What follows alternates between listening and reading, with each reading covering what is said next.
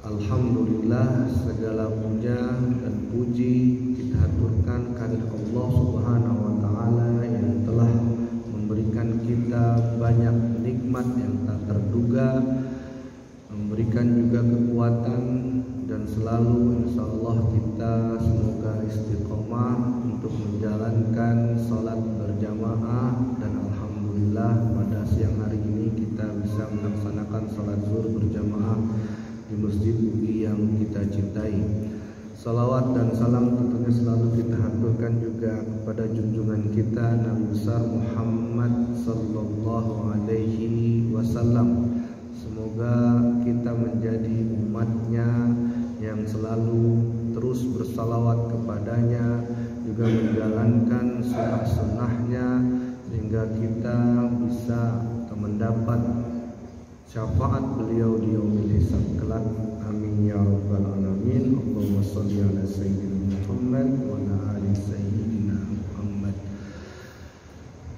Jamaah salat zuhur rahimakumullah, seperti biasa kajian singkat di setiap ba'da zuhur di Masjid UI, dan seperti biasa di hari Kamis kita akan membawakan tema-tema yang berhubungan dengan kehidupan dan kematian, juga tema-tema yang selalu termaktub dalam literatur tasawuf. Dalam salah satu firman Allah Subhanahu wa taala yang ada di surat Shad di ayat 71 sampai 85 yang berbunyi, a'udzubillahi minasyaitonir rajim, bismillahirrahmanirrahim. Iz qala rabbuka lil malaikati inni khaliqum basyaran min tin fa idza sawaituhu wa nafakhtu fihi min ruhi faq'udu lahu sajidin fasajada al malaikatu kulluhum ajma'un illa iblis istakbara wa kana minal kafirin. Qala ya iblis ma mana'aka an tasjuda lima khalaqtu biyadi istakbarta am kunta minal 'alin. Qala ana khairun minhu khalaqtani min nar wa khalaqtahu min tin. Qala fakhruj minha fa innaka rajim wa inna 'alaika la'nati ila yaumiddin. Qala rabbi fa'zirni ila yaumi yub'atsun. Qala fa innaka minal munzirin ila yaumil waqtil ma'lum. Qala fa bi'izzatika la'ughwiyannahum ajma'in illa ibadaka minhum mukhlasin. Qala fal haqq wal haqq aqul la'amla'anna jahannam minka wa mimman tabi'aka minhum ajma'in. Shadaqallahu azim. Yang terjemahannya bahwasanya ayat ini menyatakan ketika Tuhanmu berfirman kepada malaikat, sesungguhnya aku akan menciptakan manusia dari tanah, maka apabila telah kusempurnakan kejadiannya dan kutiupkan kepadanya roh ciptaanku, maka hendaklah kamu bersujud kepadanya. Lalu seluruh malaikat itu bersujud semuanya kecuali iblis. Dia menyombongkan diri dan dia termasuk orang-orang yang kafir. Allah berfirman, hai iblis, apakah yang menghalangi kamu sujud kepada yang telah kuciptakan dengan kedua tanganku sendiri? Apakah kamu menyombongkan diri ataukah kamu merasa termasuk yang lebih tinggi? Iblis berkata, aku lebih baik daripadanya, karena engkau ciptakan aku dari api, sedangkan dia engkau ciptakan dari tanah. Allah berfirman, maka keluarlah kamu dari surga, sesungguhnya kamu adalah termasuk orang-orang yang terkutuk. Sesungguhnya kutukanku tetap atasmu sampai hari pembalasan. Iblis berkata, ya Tuhanku, beri tangguhlah aku sampai hari dibangkitkan. Allah berfirman, sesungguhnya kamu termasuk orang-orang yang diberi tangguh sampai hari yang telah ditentukan waktunya atau hari kiamat. Iblis menjawab, demi kekuasaan engkau aku akan menyesatkan mereka semua kecuali hamba-hambamu yang mukhlis di antara mereka. Allah berfirman, maka yang benar adalah sumpahku dan hanya kebenaran itulah yang kukatakan. Sesungguhnya aku pasti akan memenuhi neraka dan dengan orang-orang yang mengikuti kamu di antara mereka semuanya. Hadirin salat zuhur rahimakumullah, di hadirin jamaah salat zuhur yang dimuliakan Allah Subhanahu wa taala. Dari ayat ini kita diingatkan kembali bahwasanya penciptaan manusia atau penciptaan Adam yang disebutkan biyadi, dengan kedua tanganku langsung. Artinya manusia diciptakan tanpa intervensi dari malaikat atau makhluk apapun, langsung diciptakan melalui Allah Subhanahu wa taala. Jadi disebutkan di ayat tersebut biyadi, walaqtu biyadi, aku ciptakan langsung dengan tanganku. Lalu setelah tercipta Adam, kemudian Allah Subhanahu wa taala memerintahkan seluruh malaikat untuk bersujud. Seluruh malaikat bersujud, fasajadu illa iblis. Seluruh malaikat bersujudlah tatkala Allah memerintahkan mereka untuk bersujud kepada Adam. Illa iblis, kecuali iblis. Para mufassir banyak menyebutkan di sinilah bahwa dari ayat inilah menyatakan bahwa sebenarnya iblis juga bagian dari malaikat. Karena ketika diminta untuk seluruh malaikat bersujud, fasajadu, semua yang bersujud kecuali iblis. Jadi iblis, banyak mufassir atau para ahli menyebutkan bahwa sebenarnya iblis juga bagian dari malaikat. Kemudian iblis membangkang. Inilah pembangkangan pertama yang ada dalam sejarah. Pembangkangan terhadap Tuhan yang ada dalam sejarah adalah pembangkangan yang dilakukan oleh iblis. Ketika iblis menolak untuk menyembah atau bersujud kepada Adam, tentu dalam selanjutnya, kisah selanjutnya Allah Subhanahu wa taala bertanya, "Wahai iblis, kenapa engkau tidak mau bersujud kepada Adam? Kenapa engkau tidak mau bersujud kepada ciptaan yang aku ciptakan melalui tanganku sendiri? Apakah engkau termasuk yang sombong atau engkau termasuk lebih tahu dari aku?" Kemudian iblis menjawab, "Khalaqtani min nar wa khalaqtahu min tin." Engkau menciptakan aku dari api, sedangkan engkau menciptakan manusia atau Adam melalui tanah. Jadi aku sebenarnya lebih mulia dari dia. Disinilah pembangkangan atau sejarah pembangkangan dimulai. Banyak riwayat menyebutkan bahwasanya iblis ini adalah sayyidul malaikah, pemimpin para malaikat saat itu. Sebelum melakukan pembangkangan, iblis berumur 6.000 tahun. Selama 6.000 tahun ini, iblis adalah termasuk malaikat yang paling taat, karena disebutkan sayyidul malaikah, pemimpinnya para malaikat. Bahkan malaikat disebutkan beberapa riwayat jika ada hal-hal yang ingin disampaikan kepada Allah Subhanahu wa taala melalui perantara iblis. Jadi 6.000 disebutkan 6.000 tahun umur iblis sampai ia melakukan pembangkangan kepada Allah Subhanahu wa taala. Pembangkangan berupa ia tidak mau bersujud kepada Adam. Bersujud kepada Adam bukan berarti dia tidak mau menyembah Allah Subhanahu wa taala.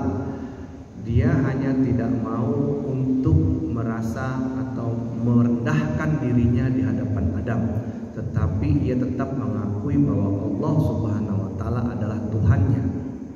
Dan sampai hari ini pun iblis masih mengakui bahwa Tuhannya adalah Allah Subhanahu wa taala, tetapi di ayat ini disebutkan dia akan berjanji terus menyesatkan hamba-hambanya, hamba-hamba Allah Subhanahu wa taala, kecuali orang-orang yang ikhlas, illal mukhlisin, kecuali orang-orang yang ikhlas. Dan Allah pun menyebutkan bahwa engkau wahai iblis akan memenuhi neraka bersama orang-orang yang engkau sesatkan. Jadi itulah janji iblis sampai hari kiamat, illa yub'atsun, sampai hari kebangkitan, bahwa dia akan terus menyesatkan orang-orang atau hamba-hamba atau umat manusia untuk menemaninya nanti di neraka. Dengan modal iblis 6.000 tahun menyembah kepada Allah dan tidak membangkang sama sekali kepada Allah, lalu bagaimana dengan manusia yang umurnya dipastikan tidak lebih dari iblis, atau umat Nabi Muhammad biasanya, atau umat dari Nabi terakhir rata-rata usia antara 60 sampai artinya di bawah 100. Dengan usia yang pendek di bawah 100, apakah kita sudah memiliki modal banyak sehingga kita mampu atau sehingga kita sanggup atau harus melupakan atau melalaikan dari perintah Allah? Antara kita dengan iblis yang berumur 6.000 tahun sampai akhirnya ia membangkang kepada Allah, lalu bagaimana dengan kita yang umurnya tidak panjang tetapi merasa sanggup atau merasa bisa melalaikan apa yang telah diperintahkan oleh Allah Subhanahu wa taala? Dengan modal yang tidak banyak ini, dengan modal atas usia yang sesingkat ini, sanggup atau beranikah kita terus-menerus akan untuk lalai dan lupa atas perintah Allah Subhanahu wa taala? Hadirin jamaah salat zuhur rahimakumullah, dari ayat-ayat yang terdapat dalam surat Shad tadi, bahwa pada beberapa kesimpulan ada 4 topik atau 4 hal yang didiskusikan atau dibincangkan dalam ayat. Pertama, penciptaan manusia dari tanah, bahwasanya manusia diciptakan dari tanah, dan dalam kisah atau beberapa riwayat juga disebutkan banyak sekali tentang cerita-cerita riwayat-riwayat bagaimana awalnya Allah Subhanahu wa taala akhirnya menciptakan manusia itu. Ada beberapa kali malaikat yang bolak-balik ke bumi untuk mengambil tanah, kemudian ditolak. Kemudian Allah Subhanahu wa taala meyakinkan bahwa biarkan aku sendiri, akulah yang menciptakan manusia ini dengan tanganku sendiri tanpa intervensi malaikat. Artinya betapa sayangnya, betapa kasihnya, betapa sungguh Allah Subhanahu wa taala menciptakan kita dengan cinta. Sesungguhnya Dia ciptakan kita manusia dengan cinta, begitu pula seharusnya manusia harus mencintai penciptanya. Seperti dalam disampaikan dalam firman Allah Subhanahu wa taala dalam surat yang lain, yuhibbuhum wa yuhibbunahu, Allah mencintai mereka dan mereka mencintai Allah. Semoga kita termasuk orang-orang yang mencintai pencipta kita dan Allah juga mencintai kita sebagai hambanya. Kemudian yang kedua, tentang ditiupnya roh ilahi kepada dalam tubuh manusia. Dan yang ketiga, perintah Tuhan kepada para malaikat untuk bersujud kepada Adam, dan membangkangnya iblis untuk bersujud kepada Adam. Dan yang terakhir atau keempat, pengusiran iblis dan sumpahnya untuk menyesatkan. Jadi ketika diusir dari surga, di situ juga iblis mendeklar sumpahnya bahwa akan menyesatkan manusia, dan batas waktu permintaannya itu pun sampai hari kiamat dia akan terus menyesatkan manusia. Hadirin jamaah salat zuhur rahimakumullah, beberapa ayat tadi itu adalah merupakan peringatan atau tanda-tanda kebesaran Allah yang disampaikan kepada kita, juga sekaligus sebagai pengingat kita. Bagaimana dengan kita yang umurnya tentu tidak lebih panjang dari iblis, bahkan sangat pendek, tetapi kita berpotensi untuk membangkang kepada Allah. Semoga kita tidak termasuk bukan orang-orang yang menggunakan kesempatan, bukan orang-orang yang menyiasati kesempatan yang diberikan Allah dalam hidup kita ini untuk membangkang atau melalaikan dari perintahnya. Karena sesungguhnya ada peringatan lain dari salah satu sahabat, Sayyidina Ali bin Abi Thalib karramallahu wajhah, pernah berkata bahwasanya sesungguhnya kita ini sebenarnya dalam keadaan tidur, sesungguhnya kita ini dalam keadaan lalai, dan kita akan terbangun nanti ketika kita mati. An-nasu niyamun wa idza matu fintabahu. Sesungguh manusia itu dalam keadaan tidur dan dia akan terbangun nanti ketika dia mati. Jadi kita sebenarnya hidup tapi dalam keadaan tidur, atau mungkin kita sekarang ini dalam mimpi-mimpi. Biasanya ketika kita tidur kita akan selalu dihiasi dengan mimpi-mimpi. Apakah kita selama ini hidup kita ini adalah mimpi-mimpi yang kita tidak pernah sadari atau belum kita sadari, dan akan tersadar ketika kita mati nanti. An-nasu niyamun wa idza matu intabahu. Manusia dalam keadaan tidur dan akan terjaga ketika dia mati nanti.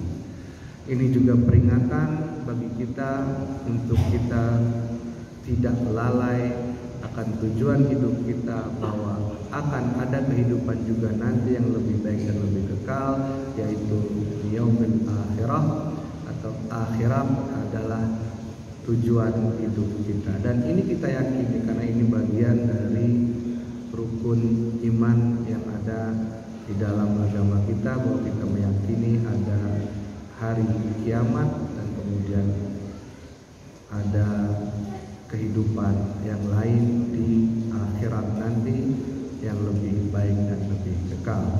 Semoga ayat-ayat yang saya bacakan tadi yang merupakan firman Allah Subhanahu wa taala memberikan peringatan kepada kita bagaimana harusnya kita memanfaatkan kehidupan yang hanya sementara ini, dan sungguh dunia ini hanyalah jembatan. Juga perkataan dari sahabat Rasulullah SAW bahwasanya kita sekarang dalam keadaan tidur, semoga kita tidak seperti itu, karena pernyataan tersebut adalah pernyataan dari sesuatu atau kondisi yang pesimis, ya, bahwasanya kita tidur dan kita akan terjaga nanti ketika mati. Itu adalah kondisi atau sebenarnya pembangkit semangat bagi kita, bahwa kita sadar bahwa sebenarnya kita sekarang tidak tidur. Kita harus sadar bahwasanya kita tidak hidup di dalam mimpi, kita hidup dalam nyata dan tetap menjalani semua perintah dari Allah Subhanahu wa taala dan menjauhi larangan. Demikianlah kajian singkat pada Rabu Zuhur Kamis pada hari ini. Semoga bermanfaat bagi diri saya sendiri, juga bermanfaat bagi jamaah sekalian.